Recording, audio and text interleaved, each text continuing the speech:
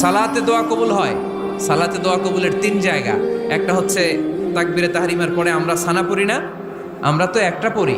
আল্লাহর হাবিব সুন্নাহ এবং নফল নামাজে আরো পড়তেন সানা, ওই দোয়া কবুল হয়। 2 নম্বর জায়গা সালাতে সেজদায় পড়ে দোয়া করলে কবুল হয়। আকরাবু মা ইয়াকুনুল আবদু মির রাব্বিহি ওয়া হুয়া সাজিদ ফাকফিরু ফিহি দুআ। বান্দা যখন সেজদায় লুটিয়ে পড়ে বান্দা আল্লাহর সবচেয়ে কাছে চলে যায়। তা কিন্তু বিশ্বনবী বলে সেজদাটা তোমার রবের কুদরতি পায়ের উপরে পড়েছে। সেজদায় পড়ে দোয়া করেন। সালাম ফিরানোর আগে বিশ্বনবী দোয়া করতেন, লা ইউসাল্লিমান্না আহাদুকুম হাত্তা ইয়াতাআওয়াযা মিন আরবা'a।